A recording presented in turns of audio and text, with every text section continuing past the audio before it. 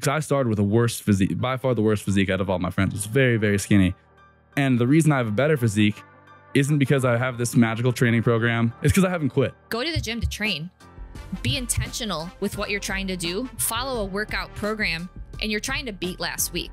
A lot of people who get into the gym have some form of body dysmorphia. And so you never accomplish what you're going after. There's always something to improve. Tyler's calves not big enough. Like, you know what I'm saying? Like, there's always something. And so that can really hold you back from living the rest of your life. So switching that perspective, and fitness is just a part of my life now, as opposed to being like the only thing that makes me worthwhile is my fitness.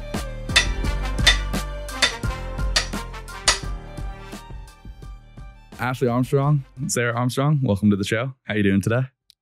We're doing great, Tyler, but we will say as well, welcome to our show. Oh. To the Rooted in Resilience podcast. So Tyler hosts the Recommended Daily Value, RDV podcast. You guys should definitely check it out. And then if you're on Tyler's podcast, we are the Strong.Sistas, and we host the Rooted in Resilience podcast. And today we're doing a merger. We're trading, swapping gears. Because we are excited to announce our new joint product together, Train to Change. So some of you guys may have been aware that Sarah and I had a strong training workout program, workout app, and it's been going well. People have made a ton of amazing progress, but we wanted to take it to another level. And so insert the collaboration with Tyler, who's right here.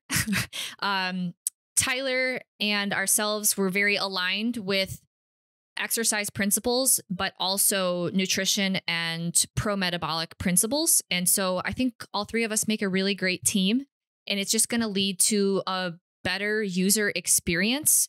We've got a new and improved workout app, so it's so seamless for you to just walk into the gym and your app is loaded up on your phone. You don't have to think about it, because we all know it's better to follow a workout program, not just wing it every time you go into the gym. And then we provide a ton of educational resource modules so that you not only get the workouts, but you also understand the why. And when we understand the why, that's when we're actually going to make meaningful lifestyle changes. So the whole goal of Train to Change is to implement exercise principles that will help you change your physique, your metabolism, and make it fit into your life, not take over your life. Can you clarify, is Train to Change like an online workout program? Am I being coached one-on-one by you guys? Are you guys doing individualized programming? Or is this kind of like I get a random program each month and then I just follow that with no guidance? It's basically pre-programmed training written by Ashley and I, and you can choose to lift between 2 to 4 days a week. And we'll also provide you with basically dripped out over a course of months, everything you need to know about your gym experience, including, gym basics, everything from what weight to use or to start with, to how to eat to maximize your muscle growth and increase your metabolism over time. So it's a muscle building workout program. And what Tyler and I have done is we've written out 12 months, and we take someone through like different progression. And so your workout, you have a planned workout for a certain period of time, and then we change it up. But the whole focus is that's awesome. Building muscle. And there's personalization where you can choose which exercise feels best, but also works best in your at home or gym. So we have an at home and gym option. Okay. So it's very similar to what we were doing with strong training. It's just now just like a level up. We've leveled up. Leveled up. Okay, cool. And I think that Tyler brings like a unique male perspective to training as well. So now we can, you males that listen, we've got workout programs specifically designed for men and specifically designed for women. So like as an example, I have no desire to train forearms or traps, whereas Tyler likes to train forearms and traps. And you men like various other muscle groups. I mean, what about your neck? Have you seen those people doing like the neck? Oh, I train neck. Okay, well, no neck for me. I'll take a bigger booty. Yeah, not all those will be mandatory. I don't think any guys like training forearms. It's just a few of us who actually are willing to do it. But so yeah, we'll basically give you everything you need to go to the gym to get the best results possible while not stressing your body out. And then we also have a full exercise tutorial that we've recorded with a bunch of step-by-step walkthrough on how to perform each exercise, and basically everything we wish we knew when we started lifting. Which is the topic of today's podcast discussion. Truthfully, Tyler, I think that this discussion is one of the most important things, because if I reflect back on my health journey, I think that a lot of my health challenges started when I started taking exercise way too seriously as a young girl. What do you think? Yeah. I mean, I think there's a lot of influences too that play into this. Like if you are suddenly, scrolling Instagram and you see all like everybody will share their like workout split or random exercises to try. So it can be really overwhelming. But I remember getting on Instagram in like 2014, which was when Sarah was one of the OG Instagram users. And it was just, there was this culture that was all about like, you pretty much went 6 to 7 days a week. There was really not about rest. You followed like a blueprint program, like bodybuilding.com stuff, Yeah. And I mean, I think like that is good for, I guess, just like a basic bodybuilding program, but it doesn't really take into consideration like the holistic view that we all have, where like you do need to prioritize rest. You do need to think about your nutrition more. And you don't have to go 6 to 7 days a week and like do excessive amounts of volume and hypertrophy to make results or to get good results. Like you're more than likely doing too much. And so that was what I always did too much. Like always doing too much. Always doing too much. So if there was one thing I could tell my younger self is like less is more would be like the main thing. So I have a question for both of you. And this is how I got into fitness. Did you guys get into health through fitness? Like you wanted to see better results or whatever? And it was that your gateway to nutrition and health? That's a really good question. P90X. I did. I was an insanity, man. Yeah. That was my gateway. Yeah. Okay. Gateway. I think Gateway like, drug. there's some focus on nutrition because it's like they hammer in on protein. They're like selling protein shakes. It's, whoever you're thinking of when you were watching those P90X or whatever video fitness thing, they're always like selling a protein shake at the end. So I think like that kind of showed me like, oh, you need protein to build muscle, but it really didn't go any further than that. That almost led to worse, like clean eating, bodybuilding, nutrition principles, just like as you can imagine, like chicken and rice or tilapia and lettuce. So tilapia and asparagus, probably. Tilapia and asparagus. That's the proper pairing. So, that was around age 14, I'd say. How about way you? too. So I got into it from sports because I was like very much obsessed with being the best athlete that I could. At the time, it was soccer. And I was obsessed with Mia Hamm. And so it definitely got started for me with just trying to be the best athlete as I could. But gosh, I went to the extreme from that. But that's how I got into exercise initially. What about you, Tyler? I was really young. I had back pain when I was like a 5th grader. So my mom was like, oh, you should start working out your core. So every day before school, I would start doing like sit-ups, and then it just became like a whole ab circuit.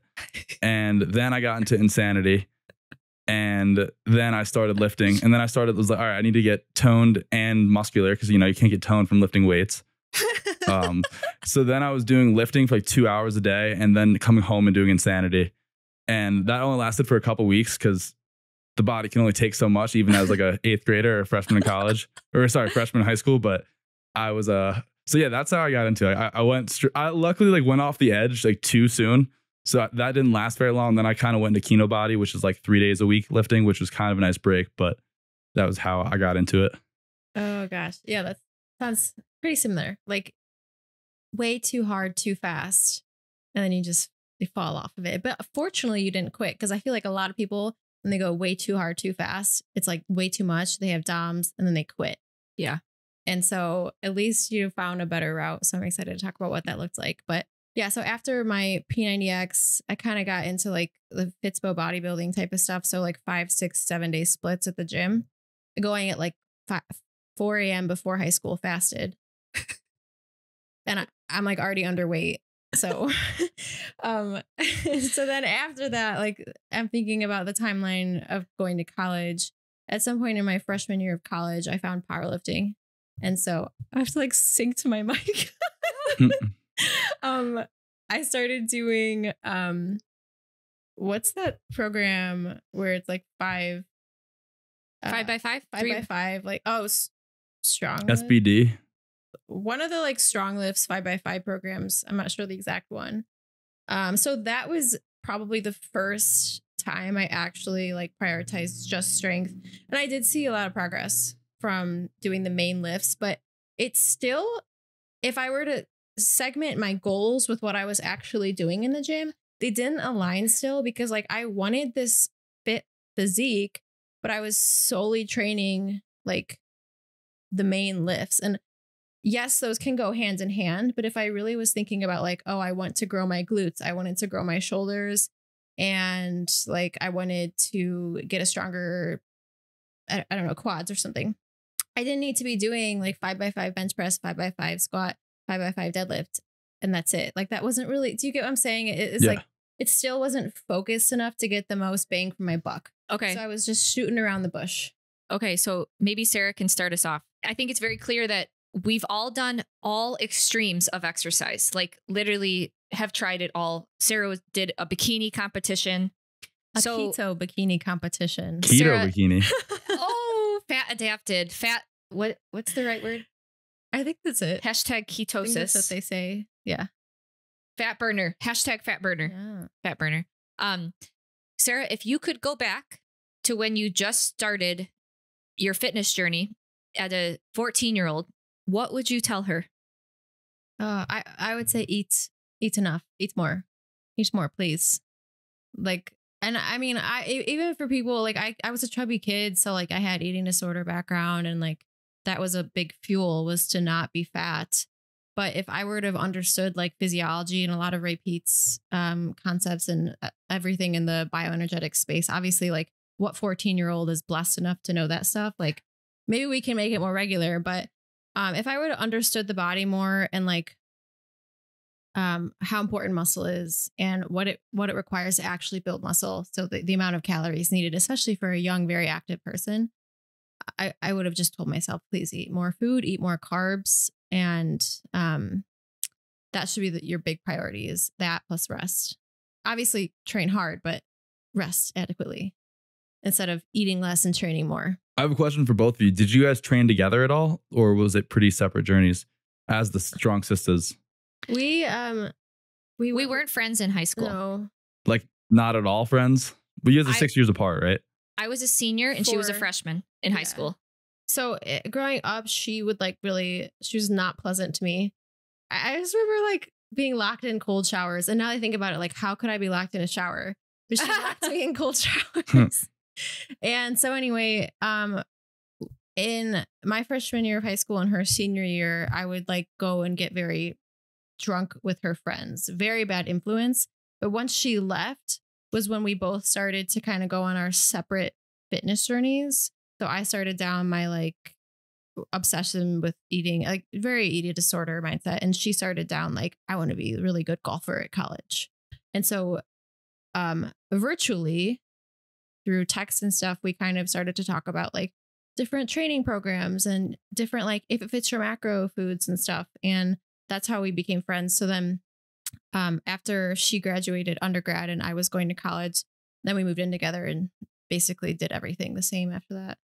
So we became close by finding our own fitness journeys while I went away to college and she started down high school path. Gotcha. Yeah.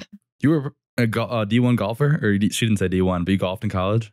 I did. She was a D1 golfer. I was a D1 golfer. Ooh. I played golf at the University of Notre Dame, and I, at a period for a number of years, I wanted to be a professional golfer.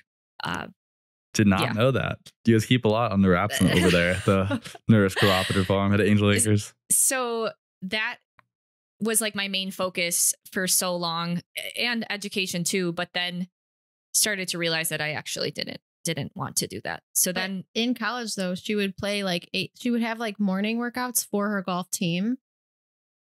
Then school, play 18 holes, and then she would work out again for herself.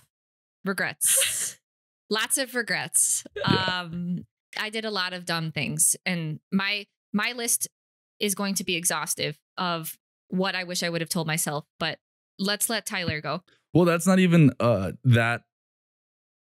I remember when I was in high school, we had these really bad basketball training programs, and I was like, dude, this isn't going to do anything for my muscle building. So I would go and train after. So, but it's also like, there's really no choice there because it's like, you know, you have to do the crappy program, but like then you're just sacrificing everything you want to do. Yeah. So I see that tough. Well, this is tough. I would try to tell myself to have less of an ego. I remember this personal trainer coming up to me and I was like sumo deadlifting. And you know, like the meme of like the fishbowl, like how you're not supposed to deadlift. Yes. I was that fishbowl. Like I had no idea. I was a very uncoordinated kid. I played a lot of sports, but I was always a kid that just worked hard and got injured a lot lifting. I had a really bad shoulder impingement. I could barely like lift my arm. I herniated a disc. I had to like use my arms to get out of my desk in high school at one point. And that's when I finally went to the doctor. And so I just kept getting hurt. But also I would tell myself that, and this is like everyone tells you this and you'll never believe it until you see it. The process is just painfully slow. You only see people that are like have these great physiques. You didn't see the 15 years of work they put in. Yeah. So for me, I think, you know, I started measuring calories pretty early, but I would kind of tell myself like you need to do these things to see progress. And this is what it should look like on a measurable scale. Because if you don't measure, you kind of are just sitting in nowhere land, as in you don't know what's happening. Because you don't really see, like I did a bunch of bulks and cuts and I probably wouldn't do that either looking back. But like that's like over a 10-month scale. You're like, oh yeah, now I'm ripped and I've put on a little bit of muscle. It kind of drives you nuts in the meantime when you're like, am I doing all the right things? Like, am I doing enough volume? Can I do more and more and more? And you just keep questioning yourself. Definitely. Yeah. That's going to be an Instagram reel clip right there. So I think that that's a really important thing for people to understand is these types of physiques changes that you see just take very long time. And there's actually quite a bit of steroid use happening as well across both female and male fitness industries. And so we're exposed to these like absolutely ripped, shredded, really muscular physiques. And like you said, how can you show in a 15-second clip on Instagram the amount of months, years it took to build that amount of muscle and how much food it took to build that much muscle, how much food they actually consumed? So we're also obsessed with these like quick fixes, overnight things, weekly timescales. But if one were to instead focus more on years, and that's very hard for people to do, that's when we can actually be a little bit more understanding of ourselves and we don't put ourselves through these huge swings in bulk cut, bulk cut, bulk cut, bulk cut.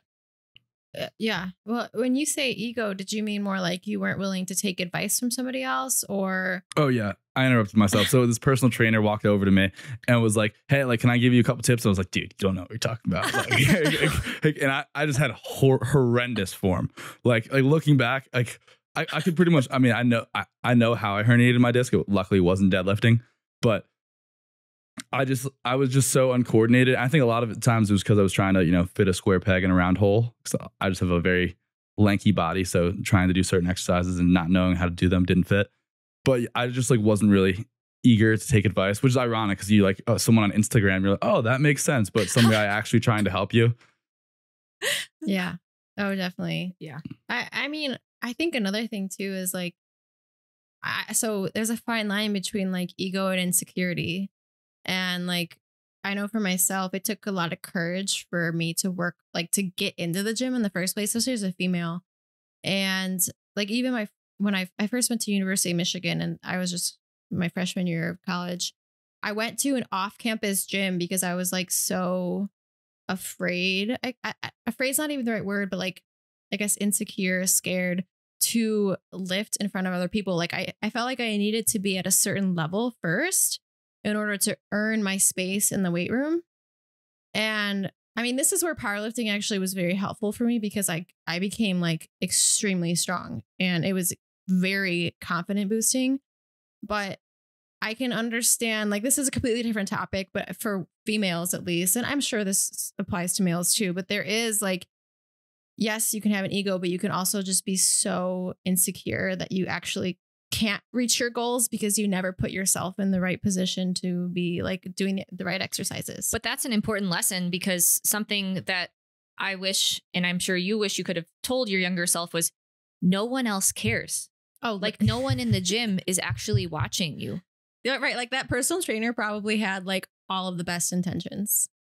They were just like, hey, this dude, like, I want to help this dude out. But you were like, no, man. I know what I'm talking about. Little did he know.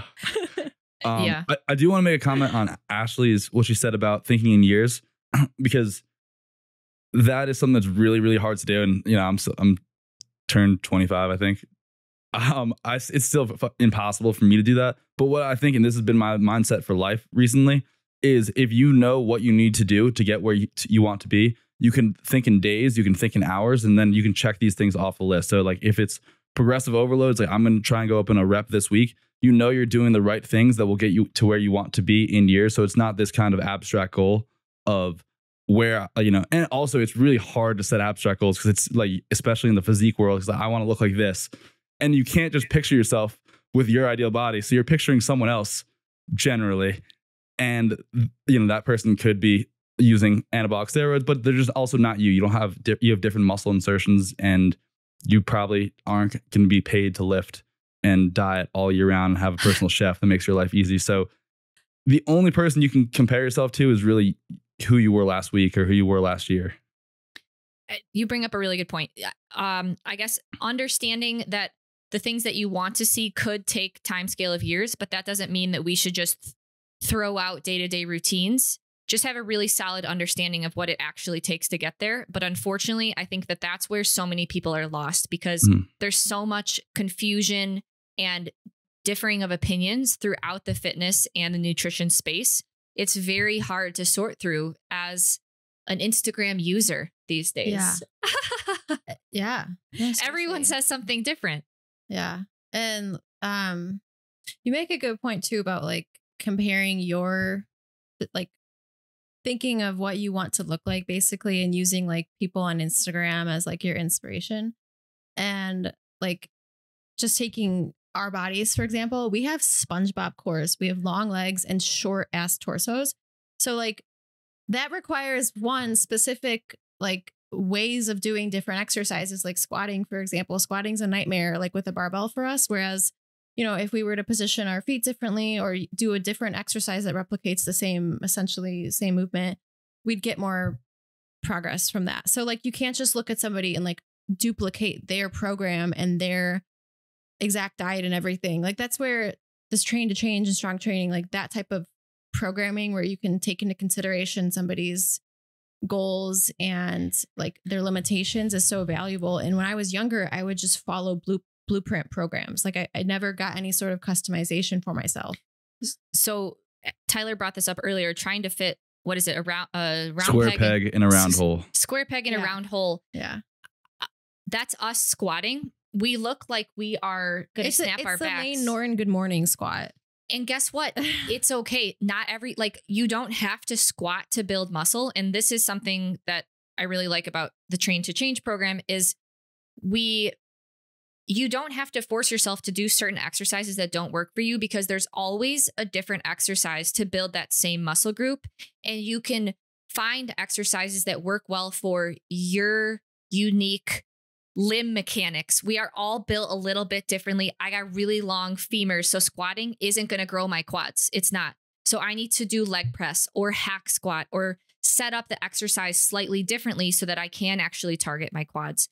And so that's a lesson that I wish I would have told myself is you can be a little bit more intentional with your exercises. You don't have to do exactly what these other people are saying, because someone with really short legs and short quads, they're going to build massive quads using squats. Squats are going to work really well for them. They don't work well for me. So I hurt myself, just like you, Tyler, trying to squat. I'm the worst squatter.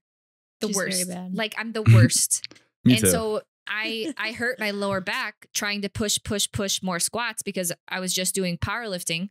Whereas if I would have taken a little bit more of a smarter exercise selection approach, I wouldn't have had that injury. So I think that that's a big misconception is people think that in order to push hard in the gym, you're going to risk injury, but that's not the case. If you do smart exercise selection and are a little bit more strategic, and we all like using machines. Machines give you that stability so that you don't risk injury and you can still push yourself the necessary amount to actually initiate muscle growth. And so I wish I would have been like, hey girl, the Smith machine is okay to use. You don't have to go do barbell back squats. Yeah, as like a powerlifter, the Smith machine is just so like off limits. And now it's like the only thing. Me too. That's actually how I hurt myself on the Smith machine, ironically, and I hadn't touched it for years. But I think the principle, and the reason was because I didn't lock it out, and the bar fell on the floor, and then my back caved in. So don't be distracted and just lock the bar out and be safe. But I think the principle here is train muscles, not movements. So the converse of that, or the opposite of that, is Sarah with her powerlifting. They have to train for SBD, squat, bench, and deadlift, which means it doesn't matter how ugly of a how ugly of a squatter you look like. I always say I look like a baby giraffe when I try and squat. It's not pretty. But so I for years was like, all right, I gotta squat. And then I was like, all right, let me front squat. And then let me put plates under my heels, and then, try all the ankle mobility and foam rolling before. And then one day, I don't know when this happened, but it was like, hey, wait, you can use this squat. Like you can use a leg press or a hack squat. And I have not touched the barbell since when I'm trying to build muscle for at least squatting. Yep. Yeah, that's really a good point. That's what I was getting at when I was like, not getting the most bang out of your, like, just doing movements because I thought I had to, like you said, is just, that should be a lesson to everybody, is like, do not just follow a basic program. And if you feel uncomfortable doing a movement, that's probably a good sign you shouldn't be doing that movement. And if muscle growth is your focus, Tyler said it perfectly, train muscles, not movements. And so being smart with what exercises you're selecting, such that the body's only choice to move the weight is the target muscle. Yeah. And so when you think about physics and forces, then that becomes a little bit easier with what types of exercise are actually going to challenge the muscle that you want to grow, rather than just trying to move weight just to move weight. Because that's where I got injured. I really wasn't building as much muscle as I wanted to. And if powerlifting is your goal, like, keep going, like, that's great. But I don't want to be a powerlifter anymore. My focus isn't to just lift as much weight as I can for a single weight. I want to be able to continue to build muscle in a way that doesn't harm my health. Yeah. I actually really loved powerlifting, but powerlifting in your early 20s is way different. And I'm in my late 20s now, but it just feels different on the body now. So like when I go to think, oh, I want to go back and do sumo deadlift and try, my 3-rep max, it just doesn't feel pretty anymore. So then I have to take a step back and think about, like, what are my actual goals? And those have to do with, physique, longevity, improving my health, and enjoying my workouts and not feeling horrible the day after. So picking movements that I can accomplish those goals with is key for me now. Yeah, it's not mutually exclusive. It's not one thing or the other. You don't have to say, oh, I have to prioritize health, so I can't exercise. Oh, like, it's not that way. There is a more appropriate middle ground where you can fit exercise in and not harm your health. But the way that I did things for so much of my life, I just dug myself into a hole because of my exercise and nutrition routine. And that's why it's so scary to me to see these younger girls continuing down these extreme exercise paths, because they're really setting themselves up for health challenges in their late 20s, early 30s. And that is where I wish I could just shake my younger Ashley teenage self and tell her these things, like, eat more, and you don't have to exercise. You shouldn't be exercising every single day. You don't have to achieve the physique that you want. Yeah. So you're up, Ashley. Okay. I would say number one is how important rest is. It's almost 50% of the muscle building equation. So when you go to the gym, you don't actually build the muscle there. You're creating a stimulus on your muscle that your body has to adapt to outside the gym. So you go to the gym, and the goal is to put a challenge on your muscle such that you send a signal to your body, hey, you need to add more sarcomere units, more motor units to your muscle because of that force challenge. Your body can't do that if you continuously stress out that muscle every single day of the week. You need to give your body time to let it make those adaptations and build that muscle. And like we talked about in the beginning, I was queen, and so was Sarah. We were queens of doing more, and that isn't good for health. We're always pushed with like more and more steps every day, or how many times you can go to the gym, workouts. Like that's a dangerous path, because then you kind of get obsessed with doing more and more. And instead you need to be more efficient with the time that you're there. And that's what I wish, if I would have just done like 2 or 3 workouts a week growing up and ate more, rather than trying to work out every single day and eat less, I would be in a better state of health now. And so that's really frustrating to me, you know, like reflecting back and just cringing at all your mistakes that you did. But mine would definitely probably be the importance of rest, because that's when your muscle is actually making the repairs that you want it to. And unfortunately, I didn't understand how fatigue can impact performance for days. So if you work out on a Monday and you do like heavy leg press, like that's going to cause some fatigue to your body, and it's going to negatively impact your performance on Tuesday, especially if you're not eating enough. And it could even go into Wednesday or Thursday, depending on other things that you're doing in your life. So really stressing the importance of resting to give your body the time that it needs to make the compensations to build up more muscle mass. That would probably be my number one. So what would that look like, the change? So and you kind of went into this a little bit, but you were training, let's say 6 days a week, or what were you doing back then? And how would you make that change physically? So that's the thing. Like, I didn't really follow a set program in the beginning, because it was kind of just the more, the better, right? Like there's this mindset of people say, oh, I went to the gym today, right? What does that mean? Like, what does that mean? You went to the gym, but what did you do? Right? Did you just go in and just move? You just exercised? Well, this is something that we bring up in Train to Change, is go to the gym to train. Be intentional with what you're trying to do. Follow a workout program, and you're trying to beat last week. Because when we are following a program and we are measuring progress and trying to beat progress from the week prior, that's actually increasing the amount of challenges on your muscle. And that's what's sending a signal to the body, because you don't build muscle with one workout. You don't build muscle with 2 workouts. You build muscle with continuing a program for months on end. It's consistency. It's not like a one-time thing. So there's this general mindset of people where they just say like, I exercised today. And essentially what they're saying is, I went to the gym and moved around. And that's great. Like general movement is good, but exercise is a U-shaped curve when it comes to humans.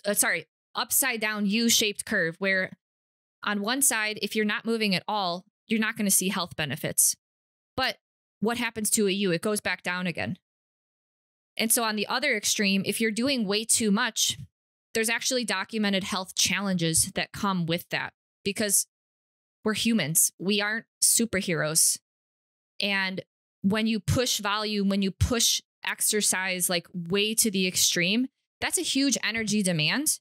And we all do so many things in our life. And so if we're just pulling from our already low energy states, over time, that's going to lead to loss of function in our body. And I experienced that firsthand. Years of under eating, years of over exercising put me in a huge calorie deficit buildup that led to loss of function in my body. And if I would have just been a little bit more mild, intentional, and smarter with my training and ate more, allowed my body to rest, I wouldn't have been in that energy deficit. So I think it's always important to consider that every type of movement that we do requires energy, and we should be relatively active, but we shouldn't just be exercising to exercising, like Orange Theory HIIT classes 6 days a week or something crazy like that, because that's just pulling energy from you. The way that I view exercise now is I want to be able to do something in the gym that creates a positive adaptation in my body for days to come. So if you do an Orange HIIT Theory class, it's just basically burning calories, right? But if you go do an intentional muscle building exercise, you trained your muscles in a way that's going to lead to a muscular adaptation that's going to improve your metabolism, improve your physique as your body makes those changes. Does that make sense? Yeah. Yeah. I think an important point around that, though, is also just the context, because, and it's a blessing and a curse. I'm very grateful for all the information that's on social media right now, and trying to amalgamate all that, and try and build a picture for yourself is really hard. But when we started lifting, there wasn't a lot of information, I feel like. So you had a couple of Athlete X, I remember, was a big one for me. I don't know. Who were you guys' favorite influencers back in the day? Oh gosh, that's fun to think about. It evolved over time. It started as like bikini competitors, and then it was different really strong powerlifters. Honestly, we followed Lane Norton for a really long time. Lane Norton. We did a lot of DUP program, daily undulating periodization. Katie. Oh, Katie Ann. Katie Ann.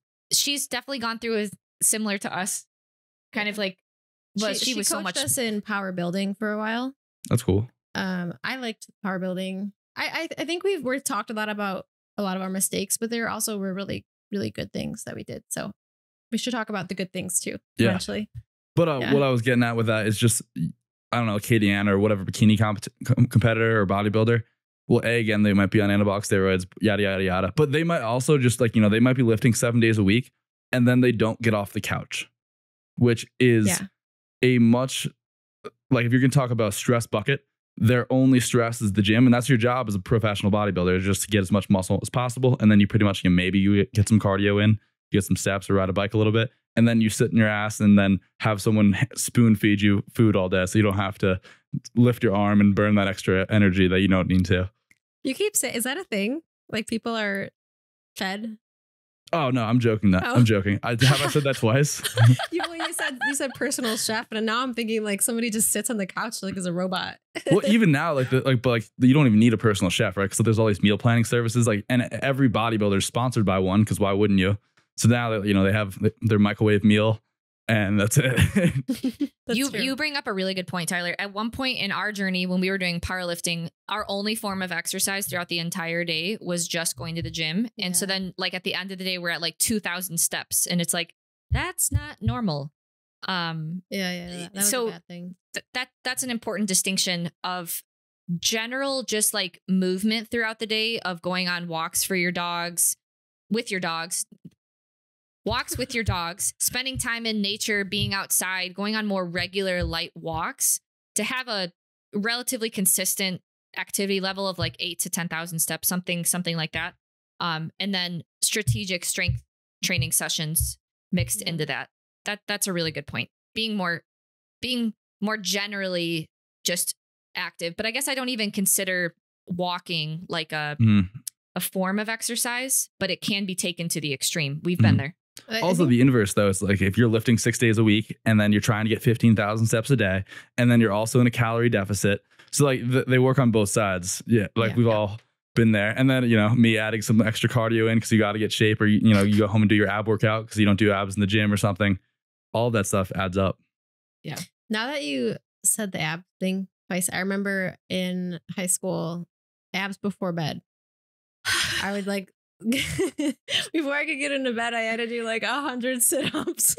Guys, ab training, I think to a certain degree, is helpful, but you're not going to, sit-ups are not going to bring you abs. That really is a lot more about total body fat. Abs are made in the kitchen. Abs are made in the kitchen. And so that's a pretty consistent trend that happens with members that have come into strong training, wanting to focus on abs. And I think that's great. We should do general core strengthening exercises, but whether or not we can't spot train, you can't fat spot train on your body. And so the amount of body fat on your body that's what's going to show your abs. You doing crunches is not going to magically show your abs. I do think it is worth. So this is something that I've changed my perspective on. I used to think abs and calves. I have a funny story about calves, but we're just made in the kitchen. It was all genetics, nothing you can really do other than lose body fat. And I do think abs are actually worth training, especially for a dude, maybe not so much for a woman, but just because they will grow like any other muscle. You don't train them in the, abs before bed, 100 sit-ups thing that everyone did, or the circuit with the planks. You train them, you progressively overload them. You want strong abs, and that will make them look thicker at a lower body or a higher body fat percentage. So you can see your abs at, maybe 15%. Well, I don't want to give body fat percentages, but at a lower body fat percentage rather than needing to be super lean to have a somewhat semblance of a six pack. That's a good point. Yeah. That's a double-edged sword though too, because like you could like really train. I just remember we already have short torsos, so I would like do a lot of the twist, the Russian twist, and then like I felt like I was just getting thicker and thicker. Like the whole concept of like knowing what you're training, know what your goal is and train appropriately. I was just doing abs. I didn't know what I was doing. So yeah, I do think there's a time and place for abs, and I have baby calves. Man, I've tried to grow my calves. No, you haven't. And I like to think it was just genetics, but I know that there's a way that you could build your calves. Yeah. My dad sat me down for a calf intervention, I like to call it. He did. I came home from college one day and he was like, Tyler, getting pretty big. It's like, you got to start training calves. And he would just said it like very like nicely, but like he's like, you got to start training calves. And no way. My dad was a big dude. Like he tripled 695 when he was in the military. And so from that day, I was like, all right, calves are genetic. Like I'm done training them. They just won't grow. And then I like I went ham training calves for years. And now I have pretty decent calves, which is moral of the story. See, well, you knew what you were doing. You were train the muscle. Intention. Yeah. Train the muscle. Training to change. Training to change. Yes. Funny. I think. Wait. As far as parent influence goes, I remember my dad. He's like the opposite of yours, and I was in high school, and he was like, he like criticized my training. He's like, man, you better not get all big like those bodybuilding magazines where they put gasoline on the bodies to shine. It was just like a very interesting. But that's okay. So that's an important thing, because there's this perception that the second you touch a weight in the gym, boom, you're going to explode and get so bulky. I wish. And I know, right? I wish it was that easy, but muscle takes so long to grow. It takes so long. It takes so much consistency. It's time scale of years, especially as you become like a more advanced lifter. There are such things as like newbie gains, but we all blew past our newbie gains. That is an unfortunate thing. I wasn't eating enough when I first started strength training, Tyler. So I never got newbie gains. I think I'm there with you. Yeah, same. That's what I meant. Like so horrible. We all missed that window of opportunity. For the audience, when you first start strength training, there's this window of time where you can put on a considerable amount of muscle. You're not going to look bulky. You're just going to put on muscle, which is good. Take advantage of that newbie gain window. Make sure you are training smart and not over exercising during that time, because in that time you don't have to do a ton of volume and like you can actually see pretty good results. So again, going back to being like intentional with your exercise selection and following a workout program, not just winging it, because if you wing it, you're going to lose the newbie gains technically, because you're not following a program where you're going to like progress over time. But yeah, I lost the newbie gains. It was sad. Also just eating enough. That's really, I think for me, I was not eating enough when I first started lifting, but I got my protein in, thank God.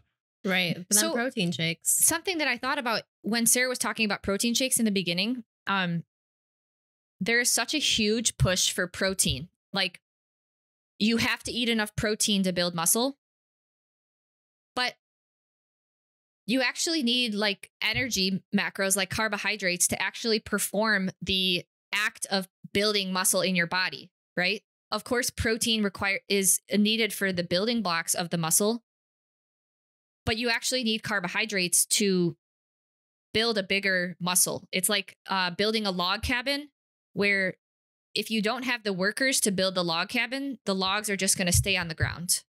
You need actual energy to actually make that happen. And so when you were bringing this up in the beginning, people always pushing these protein powders. I think the profit margins on protein powders are so high.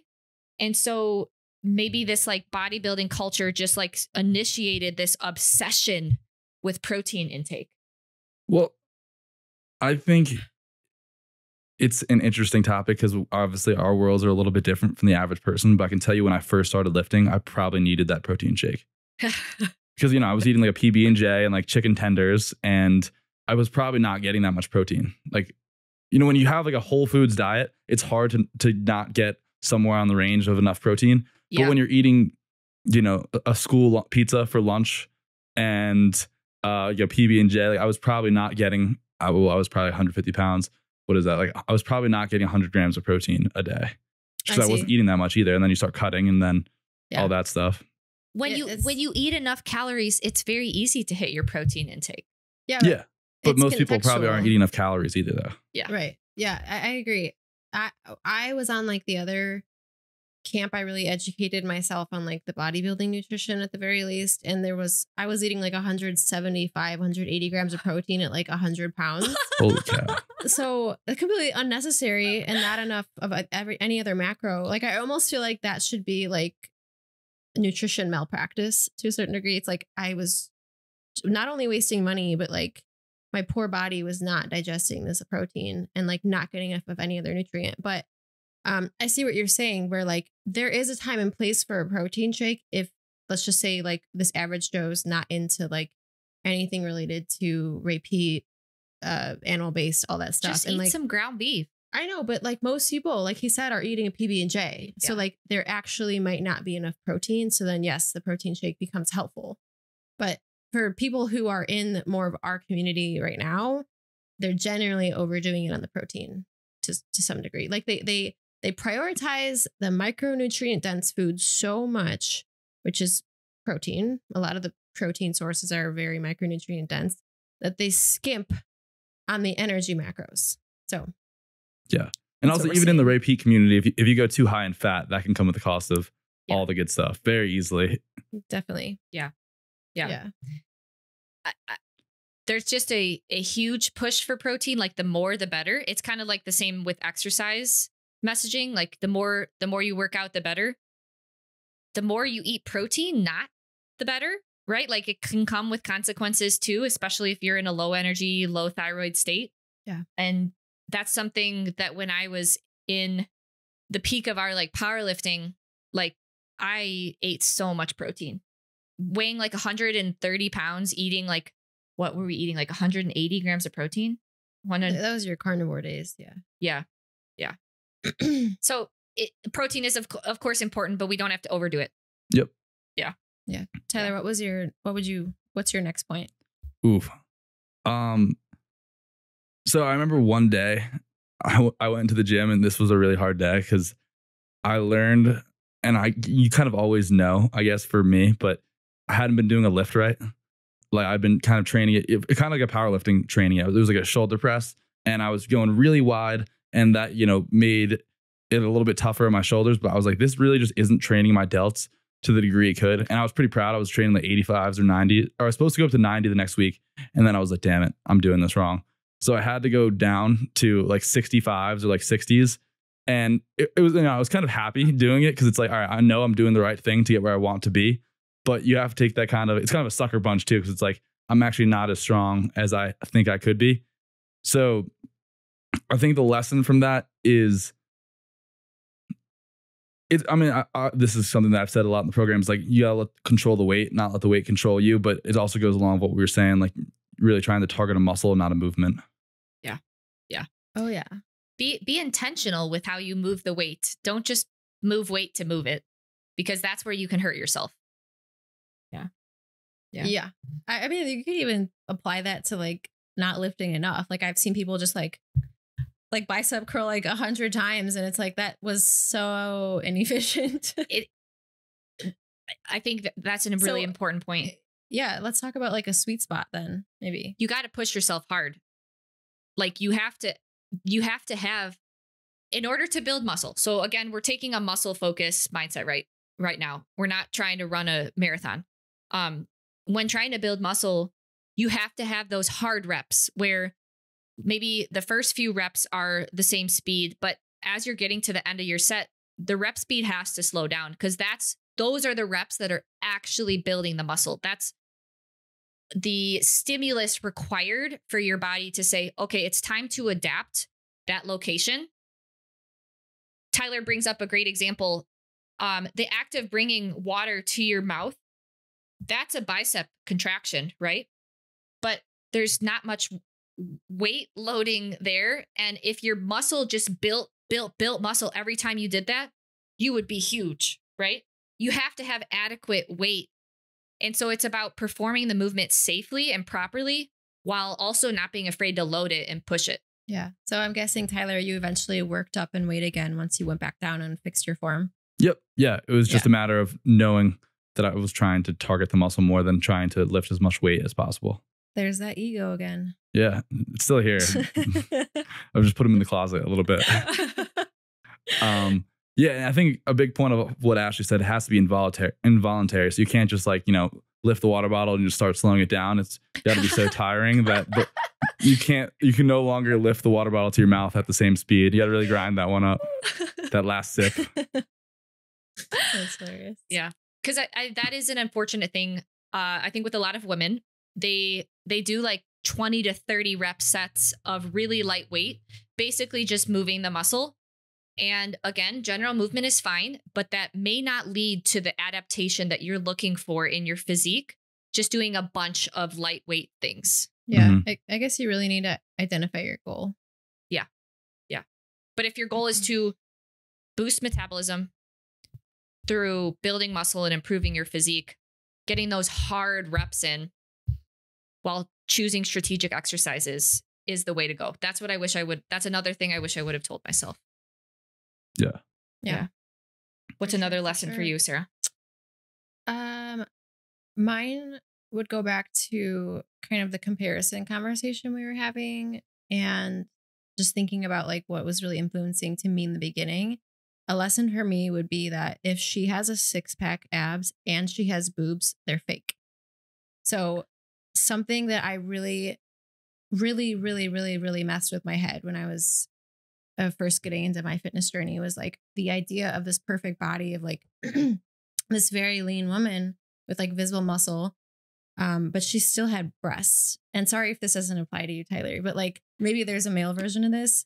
But it really skewed my view on like a realistic body image and also like what your health will be at that body fat percentage, because the women who are extremely ripped and lean most likely are not getting regular monthly cycles. They're not hormonally healthy, yet they appear so because they have breast augmentation. And so I wasn't aware of it. And so that set me up for failure because I had unrealistic expectations for myself.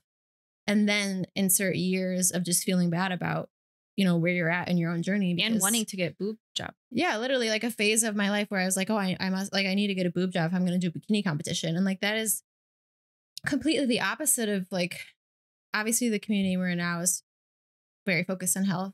And that's literally completely opposite of like what my goals are now. But so basically I would tell myself like, they're like, first off, a lot of what you see online is fake. It's edited or like they're being deceiving in some way or another.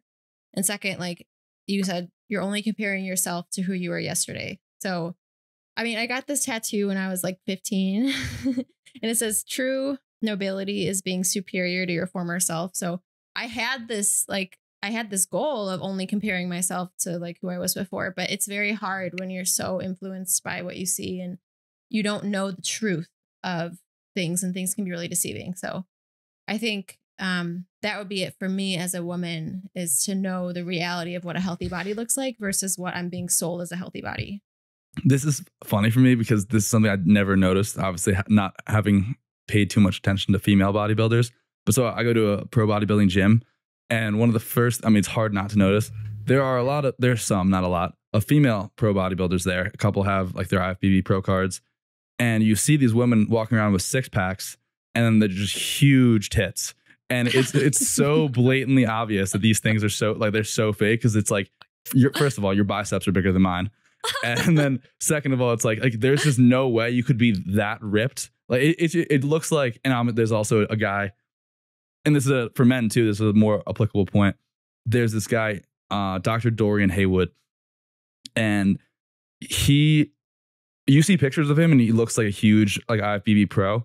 You see him in real life, it's like this guy does not fit through doors. So like pictures are obviously very deceiving as well, but it's like you don't understand, the guys that you look up to that are huge are sometimes like this guy must have, his arms might be the size of my legs, and I don't have small legs. It's like it is insane. And so just everything can be deceiving. And obviously that guy's, he's using some help, but even like it's hard to have a perception, especially as a guy. And I still struggle with this, like to know who's on steroids. I don't think it's as obvious as there's no boobs to give it away. But well, I guess now they're kind of are like man boobs are becoming a thing. Yeah, that is true. Also, I would say for guys too, I'm a taller dude, like I'm a little above 6 foot. Generally, unless you're gifted genetically, the short kings, they have the advantage for putting on muscle because they would just, we each gain 5 pounds of muscle. They have 6 inches less of arms to put it across. So a lot of the physiques that you see look really good are like these 5'6" guys that just, that's their, everyone has a blessing and a curse. So it's harder for us to put on more muscle, but they will look better with less muscle. But we have the advantage of being able to put on more muscle in the long term. That's true. I remember in the powerlifting club in college, there was this like 5'2" guy, and his sumo deadlift range of motion was like maybe a half foot because he was so low to the ground. So he could lift like 700, 800 pounds, but he was moving like 6 inches. It was wild. Yeah. Yeah. So yeah, it applies to both strength and bodybuilding or hypertrophy. Yeah.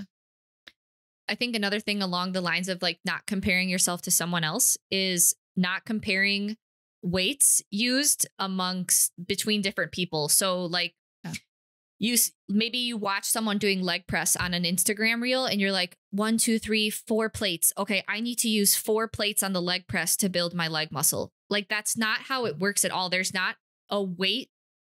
First off, there's not a single exercise you have to do to build muscle, but there's not a weight that everyone can use that builds muscle. It's you versus you. And so today, what weight can you push heavy for 6 to 10 reps? Now, 6 to 10 weeks from now, if you can increase that weight that you can push 6 to 10 reps, that's what builds the muscle. It doesn't matter what Tyler uses. It doesn't matter what Sarah uses. It's you versus 6 to 10 weeks from now. Can you progress on what you can do today? And that kind of takes the stress away from comparison with lifting, because now there's no outside objective measurements of like trying to compare amongst different people. And then you feel bad about yourself, right? It's more putting in the work week after week. And then 6 to 10 weeks from now you can look back and be proud of what you've accomplished relative to your starting point. No doubt. Yeah. The strength thing is actually funny because some of the smaller people, some of the strongest people I've known have been actually relatively small. So it goes in line with what you said about like this massive dude. You can be very strong but small. Like that's how I would almost identify as our powerlifting journey, because it's not necessarily a muscular adaptation all the time. Like there's a lot of central nervous system going on. So strength isn't always just like equal muscle building.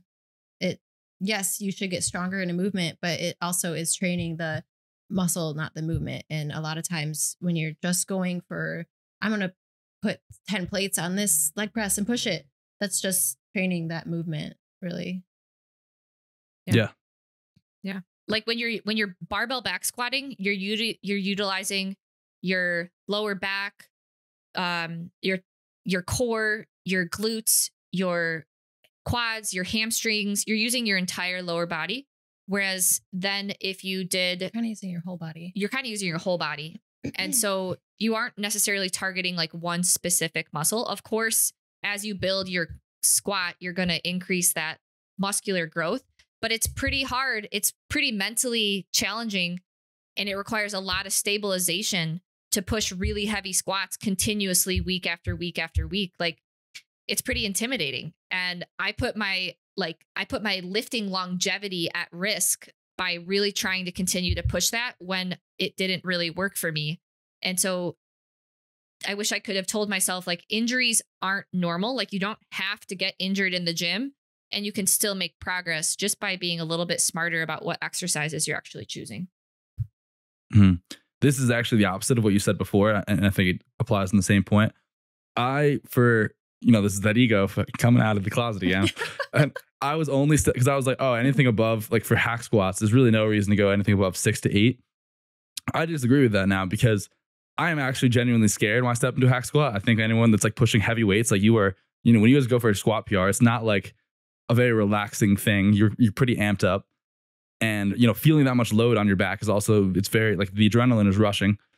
And I hurt myself a couple months ago, and it wasn't anything serious, but it didn't hurt a disc, but I just like had a spasm in my back after, and like that took me, I was uncomfortable for a couple of days because I tried to go up in weight, like, and obviously you should just go up by like 2.5 pounds because that's really, you don't need to go up by 10 or whatever it is. But I think something that I'm going to use in the future is instead of going up 6 to 8, just going up in rep ranges. So going 8 to 10 and going 10 to 12. That way, when you come back and you add 5 or 10, 2.5 pounds or 5 or 10 pounds to the bar and you are at 6 to 8, confidently that you can do that weight.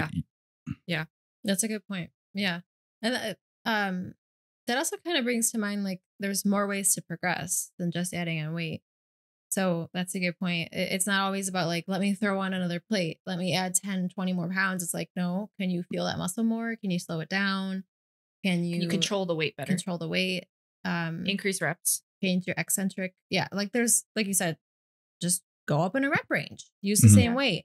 Yeah. Perform it even better. So yeah, I still check myself on that too. Check yourself. Yeah. And that brings up a great point too, that there are multiple ways to skin the cat. There will never be, maybe if a coach is a genius and he knows who you are and he tracks your breath and everything you are eating, he can tell you the perfect workout program. But the reality is, like, when you're seeing all this conflicting information on Instagram, a lot of it's true. Like, I mean, there's obviously some of it that's just blatantly not true.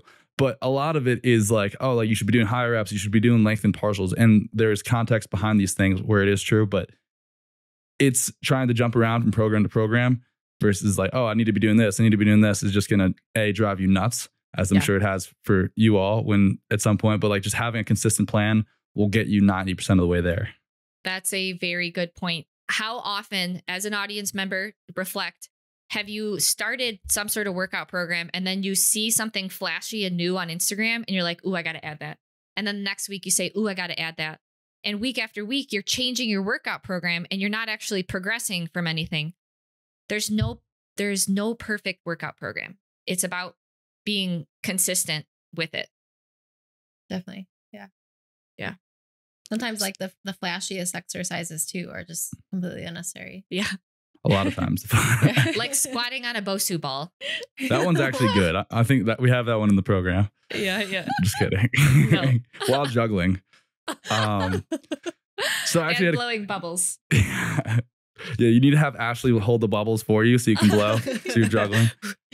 I actually had a fun question for you guys, and if you guys want to keep going on any of things you can tell yourself, but what were some of the greatest victories you guys had along your journey that you looked back on?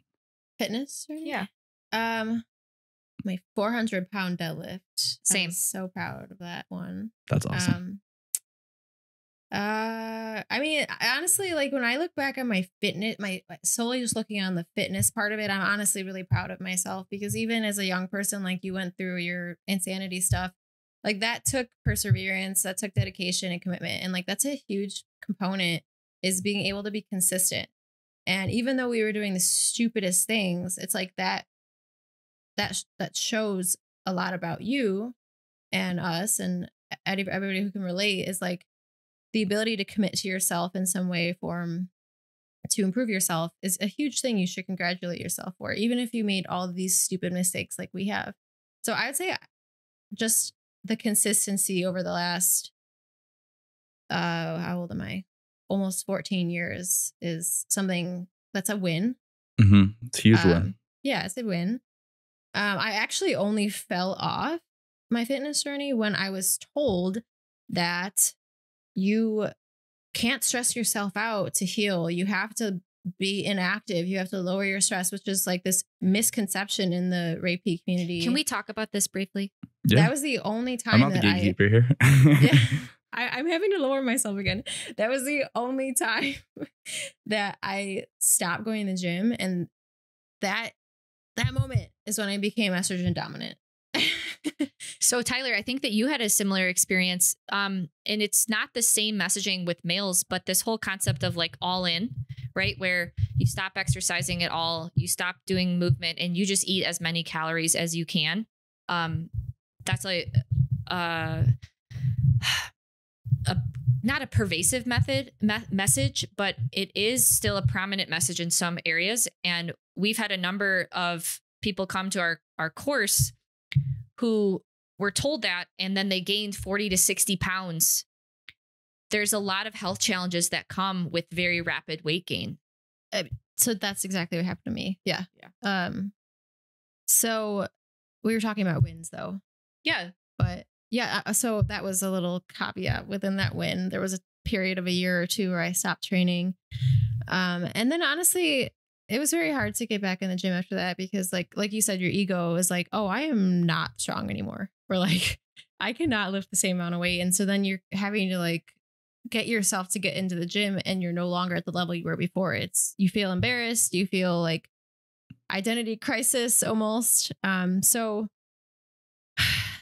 getting back in the gym is another win then for myself, is recommitting to myself and reframing how I view fitness. But yeah, so I'd say going from a very skinny, eating disorder, weak, insecure girl to a very strong girl is my biggest flex in the gym. And obviously my perspective since then has changed. But yeah, I would say I'm very proud of that person. So how about you guys? Oh, you mentioned this before. I just wanted to like harp on it. And you were like, it's great for you that you didn't quit. I think that's one of the biggest things for anyone. Like if you want to get to where you want to be, it's a lot less of like trying to do this, trying to do that. It's just like, even if it's 2 days a week, which is, I think, reasonable for anyone, even if it's at home one day, you're traveling, you have to go to a hotel. If you can stick to 2 days a week, you will eventually get to where you want to be. Like it's a matter of not quitting more so than it is, having the perfect plan or like diving into a 6-month thing. Cause I've done, periods where I was lifting six days a week. I've done like insane things. And those will get you slightly closer to your goal at a little bit of a faster rate, but it's like very marginal. It's not like you're going to be 6 months a different person. So it ends up being, and you're much more likely to quit is the thing. Yeah. So at the end of the day, the long road is the short road or whatever the saying is. Yeah. Yes, definitely. Yeah. How about you? I think me focusing on finally getting to the point of focusing on building muscle, I think was an important mental shift for me that I'm really proud of, where instead of just trying to burn calories, it was instead, I need to focus on building muscle. And It took a very, very long time for me to get there. And that's why I think I'm so passionate about sharing it today and what we have with Train to Change. The whole goal is to help you reframe your mindset and actually focus on building muscle, not just burning calories, because burning calories isn't constantly focusing on that isn't going to necessarily bring you to where you want to be physique wise. And so when I'm proud of me being able to make that mental shift as a young, insecure girl focused on 6-pack abs and instead focus more on building muscle. And that actually led me to a better physique and better body composition from where I was at previously.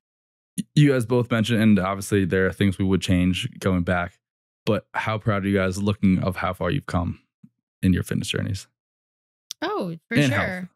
Yeah. So something I just thought about what you were saying is like, switching your mindset to building muscle is also takes an entire perspective shift of what your body will look like along this journey. Like eating more food. I mean, you don't need to bulk, like you don't need to go all out, but,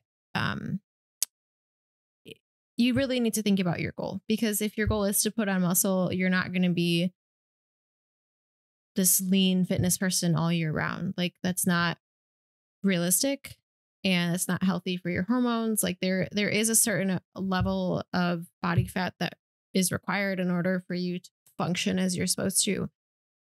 So yeah, I've definitely switched my mindset on that. I have different people that I view as inspirational to me now, where it's more of like Kathleen, for example, like she's a mom and she lives and she's got muscle and she's strong. Like that's the kind of stuff I see now that I'm like, That's awesome. No longer looking at somebody because she's extremely, lean and is like flexing her butt on Instagram and has boobs and stuff. Like that took a lot from me, is to rethink what I view as like attractive and worthwhile of my pursuit and inspiration. So yeah, I think changing my role models and seeing myself where I'm at right now and being like, yeah, I'm proud of you. Like you're not, I don't know. Again, like who am I trying to describe as like this all being perfect physique, but accepting and loving myself all throughout the journey. There's this part of the health world that's like, love all bodies at all sizes. I think part of that is unhealthy. Like, I'm not talking about that, but I am talking about having a more realistic expectation of myself and loving myself right now where I'm at, which is still working hard in the gym, still eating enough, still repairing my hormones from the years of damage. So like, but being happy at this place. So like, I'm not just waiting until I'm getting to a certain point with my physique to live and to be proud of myself and to go on the beach and wear a bikini. Like, no, I'm doing that now with who I am today. Sarah, when are you going to the beach? I'm not, but we live in Michigan, so that's irrelevant. But you get what I'm saying. Is like still living my life despite not being where I think I want to be, basically. Because I remember being in my own head. We're never going to be where we want to be. Exactly. Literally no. Like, not that this is a good thing, but I feel like a lot of people who get into the gym have some form of body dysmorphia. And so you never accomplish what you're going after. There's always something to improve. Tyler's calves not big enough. Like, you know what I'm saying? Like there's always something. And so that can really hold you back from living the rest of your life. So switching that perspective, and fitness is just a part of my life now, as opposed to being like the only thing that makes me worthwhile is my fitness.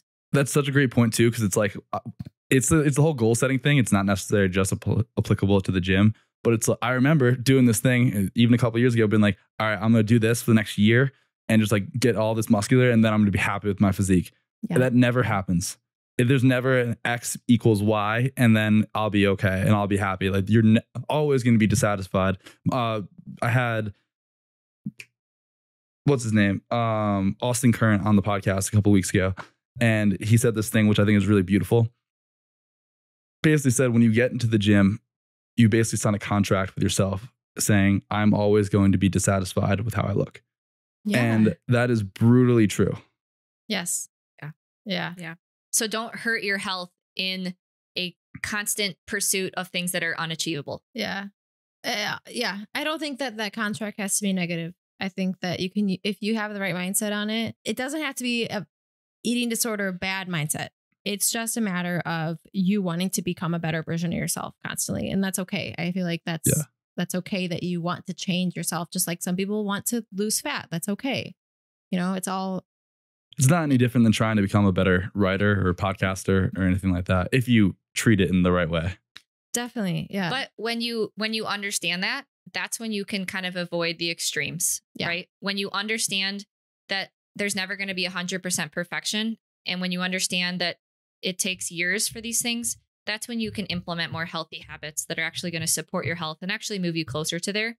And you don't jump on these fads and quick fixes that actually lead you to a worse place than when you started.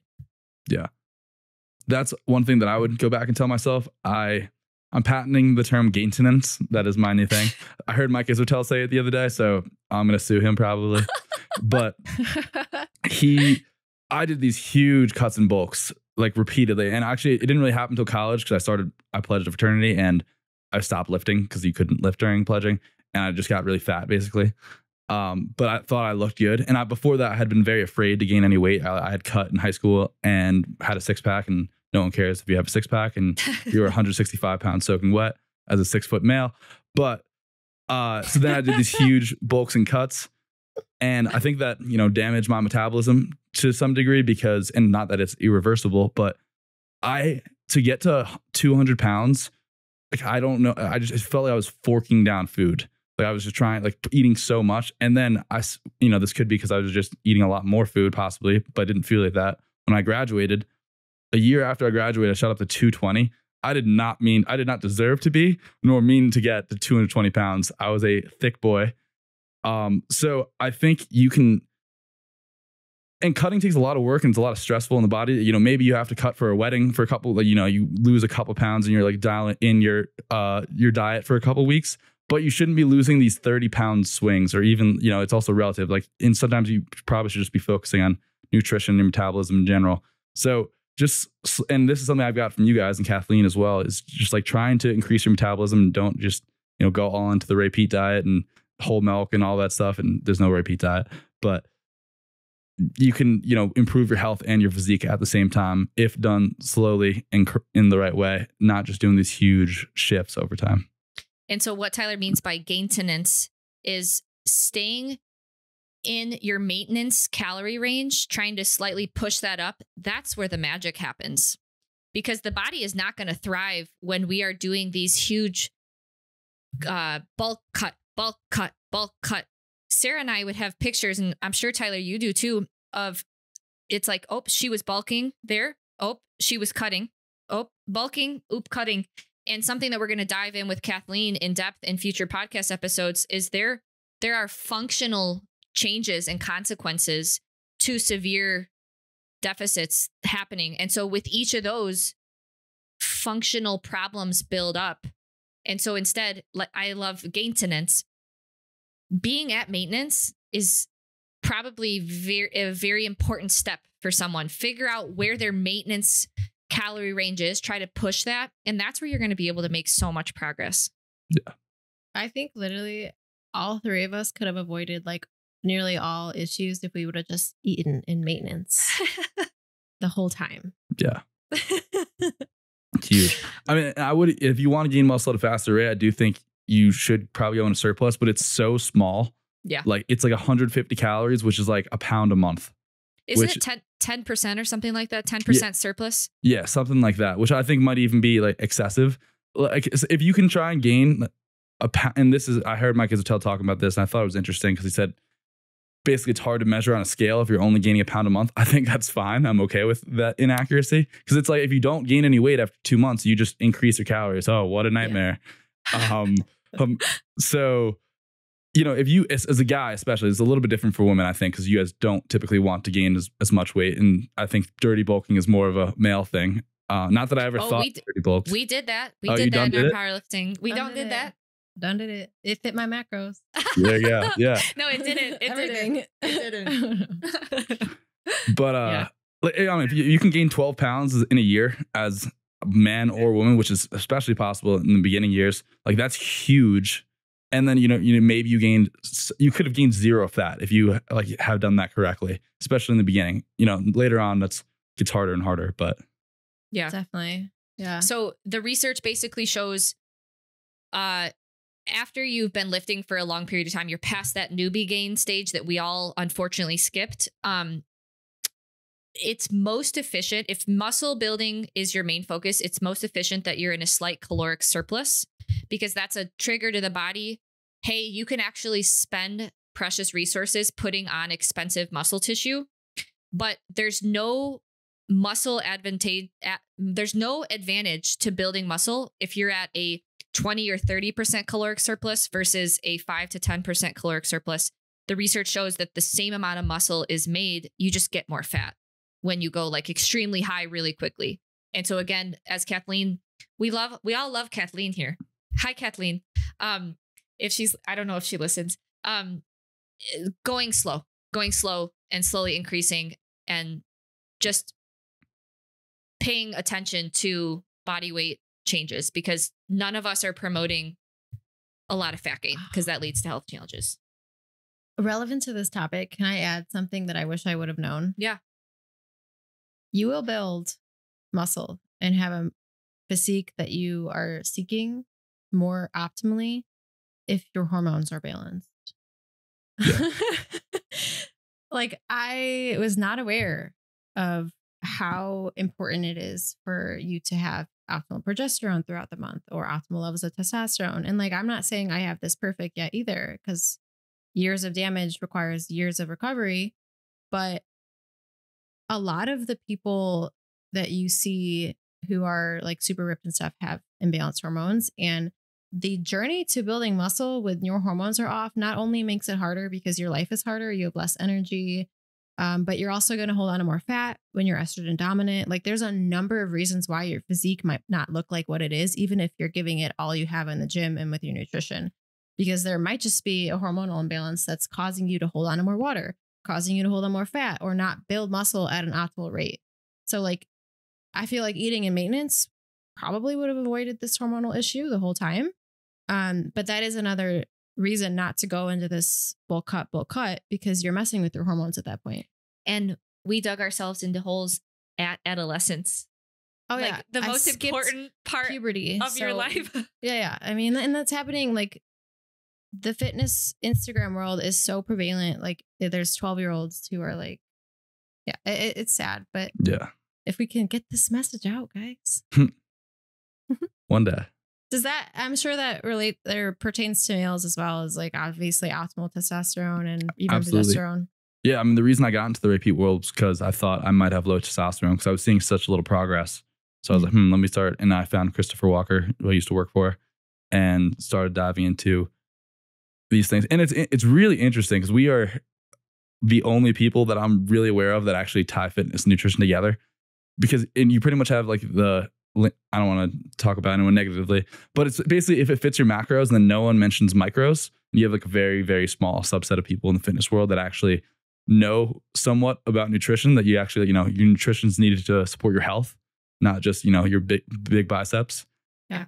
So having that integration where it's like, okay, having some beef instead of chicken and rice can make a huge difference in your health in the long term. Getting some zinc. I think actually I wrote a post, going to write an article about it eventually. I think Chris Masterjohn actually wrote an article that one of the probably major factors in the decline in testosterone in the US is due to an increase in chicken consumption, because they're getting so little zinc because everyone's eating chicken and no one's eating beef anymore, which is like no one thinks chicken's causing issues. And I don't think it inherently is the biggest issue, especially if you can get quality chicken, which is really hard to come by. It's a topic for another conversation.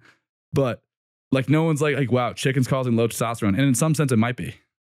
That absolutely. Even just like, I mean, I guess I don't know what the state of like the bodybuilding diet is anymore. I have seen more and more people on my feed who are more into the bodybuilding spirit using ground beef, which I'm like, wow, that's awesome. Like, I feel like, again, if I was younger and I would have just swapped out some of that chicken for the ground beef, that's a smart move. And for people who are listening, like there's just so much more micronutrients in the ground beef than just a plain chicken breast.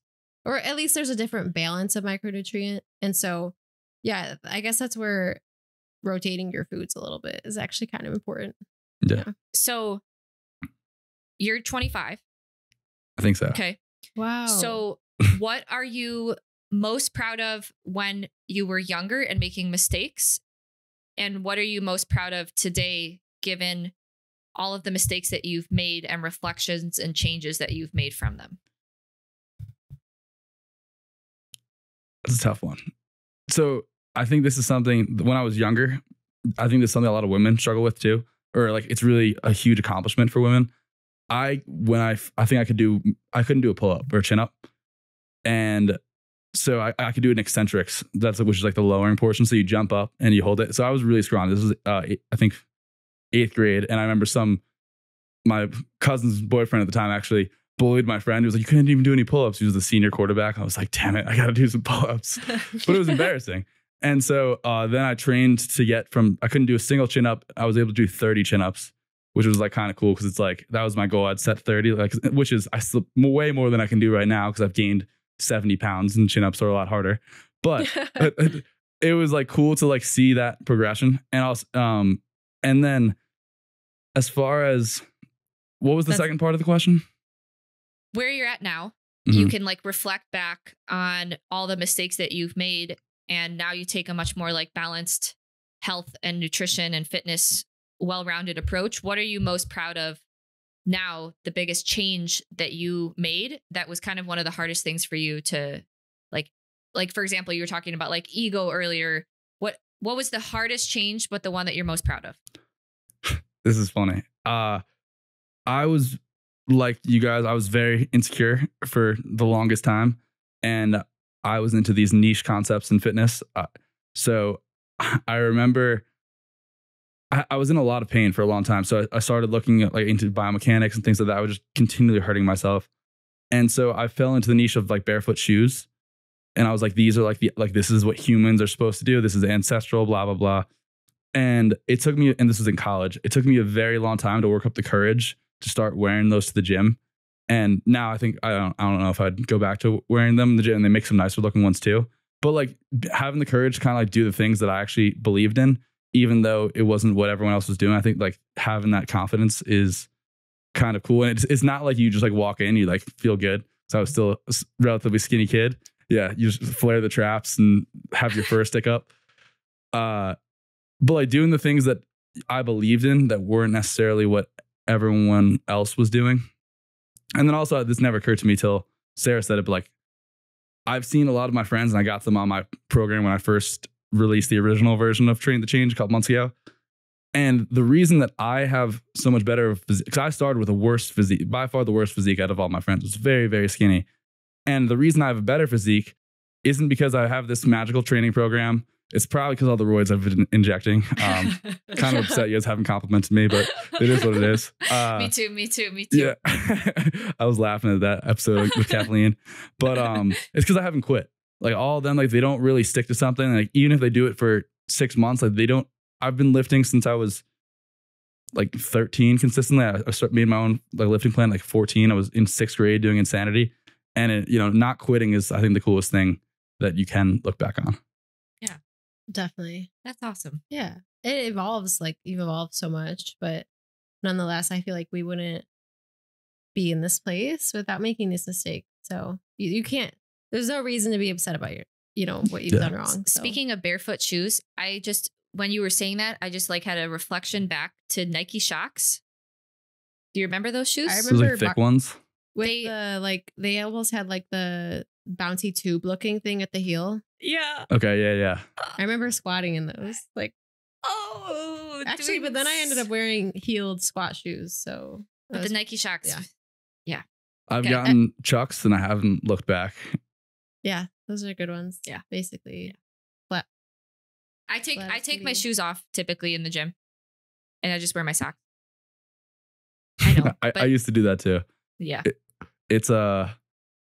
I also just find certain things are unnatural with that too. Like I remember trying to calf raise with that. And I was like, I just can't calf raise with this because I'm in so much pain. Yeah. Shoes are nice sometimes. That's true. Yeah. Barefoot shoes are good. All right. So I do have one last question for you. Yes. So knowing you guys, obviously, I think I suffered some damage, but I don't think like I never like seriously blame what I did in terms of harming myself. I'm sure I could be healthier. I'm sure we all could be healthier if we had started on a repeat diet with our parents feeding us nurse cooperative eggs and all that stuff. But do you guys regret any of the things that you went through to become, to get where you are today? I do regret my bikini competition. Especially doing it we had just gotten into fasting. And I can look back, I'm like, I was really proud of my physique at that point, but then I wanted to take it, like I wanted to do the bikini competition. For some reason, I had it on like my fitness bucket list. And I do regret doing that because I did it keto. Doing any sort of competition like that requires you to cut to like a very lean body fat percentage and obviously low calories. And now that I've seen studies of what that does to the body, and I know you say like nothing's irreversible, but each time is like taking a night, like kind of chipping down the ice block. Like it does make a difference in your overall metabolic health long term. I just meant for me, I don't think I went to any serious damage as much as I think you guys seem to have suffered some more. Yeah.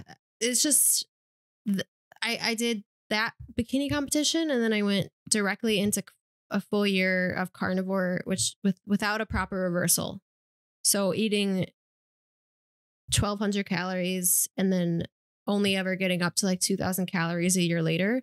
That was an entire almost 2 years of my life that I was giving signals to my body that I was in a starvation camp. And that is very hard to come out of. And so I do regret that because Ashley showed me many studies, like people who do these very low calorie diets, like their T3, their active hormone never comes back up naturally. And so there is damage you can do by going to too far extremes. And that's kind of what our page is about now, is like, don't make these mistakes. You don't need to go to extremes. Yeah. Yeah. So yes, I'm very proud of a lot of different things, but there are things I definitely wish I could have not done. Yeah. I am in large on the other side of those things, and I'm very happy with where I'm at, but it has caused so much more problems than what I would have liked to have dealt with in my mid-20s. Mm-hmm. Yeah. Yeah. How about you? I think that in general, strength training has been very, very good to me. Like, I think I'm very proud of going into the gym. It's given me a lot of like confidence in other areas of my life, and like hard work, right? Like sticking to a program and being consistent and progressing week to week. I really regret not eating enough. Like I could almost start crying with how long I was not eating enough, and it has caused serious problems for me. And I really wish that someone would have told my younger self as a younger girl, like, you are a very active child. You do a lot of things. And in order to support that for your health, for your fertility, for your well-being, like, you've got to eat more food. I really regret not eating enough. I really, really do. And it's something that I think I'm always going to look back and have that regret. But I think it's one of the reasons why I like talking about it so much and trying to spread that message, because if I can prevent other young girls going down the same path that I went down, that would be a win. So whenever I have my future daughter, she's going to be well nourished, not encouraged to sit down all day and rest and not do anything, but obese. What? Yeah. But like the importance of eating enough calories. Like, yes, of course, food sourcing is important. I'm fairly certain everyone watching this understands that. But like, the amount of calories you eat sends a signal to your body. And if I spent 10 years in a slight caloric deficit, just like constantly sending that signal of starvation or preservation, that's not how you thrive. It's not. And so I'll stop there. Yeah. I regret not eating enough. Yeah. I think this is where is kind of what I was harping on. I never experienced any severe health consequences as a result of the things I did. Maybe that's because I was young enough, or I didn't go to as extreme as you guys, or just testosterone helps with those sorts of things. But so I don't have any regrets. Obviously, like, it would have been nice to know what I know now, because I would have, I'd be yoked and blah, blah, blah, all that stuff. But, and I'd be in a much better state of health, because, now I'm going to really try and focus on building my metabolism. And, I wouldn't have gotten injured all the time and all that good stuff. Could have focused on other things instead of spending so much time in the gym. Maybe opened a book or two in college. That would have helped. But I don't have any regrets, because, and I don't think you guys would disagree with this either, because like, I'm happy to become the person I am today and have gone through all those things. But obviously the whole point of this podcast is to give you guys the shortcut to go 0 to 100 instead of having to go through all these things that we did. Definitely. Don't make the same mistakes we did. Yeah, definitely. I think, Tyler, not that I'm not trying to belittle females or say men, can't do any harm, but you operate on more of like a 24-hour cycle, and we're on like a full month. And so month after month after month of not ovulating, not having progesterone, like you're estrogen at a certain point. And so that's kind of where the problem comes in, because like from the repeat world, the harms of excessive estrogen in the body. So I'd say that might be why females might get a little bit worse off if they go to these extremes, whereas male, maybe you were able to bounce back quicker. You could maybe get that testosterone back up. So that could be why maybe you didn't have the same experience. Yeah. Never know. But I didn't also know you were a little spring chicken at 25.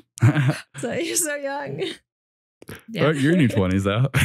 I know, but like, I don't know. Once you, I'm turning 28. I just feel like 25. Like, just guys, I'm 31. Okay, I'm 31. Okay, all right. Let's not bring up age here. I know, but life goes quick. Yeah, it does. It does. Yeah. Speaking of life going quick, to help you guys not make the same mistakes we did, and if you are wanting to get into the gym, check out Train to Change. It's something that we are all very proud of. And yes, this is a promotional ad, but we really think that it can help you move your health forward without making the mistakes that we did And so there will be links in the description below to check out Train to Change. So you can train to change your metabolism, change your physique, change how your body functions, and without going to extremes, because extremes are not needed. And I think that that's going to be a big message of our Train to Change community, is we're going to help you get there in a way that is not going to hold you back from living life. And this is just like a little taste of all the information that's going to be in Train to Change, like not even all the workout programs. There's so much value packed in this thing. It's going to be super awesome. And I'm really excited to see where it goes over the next couple months. Yeah.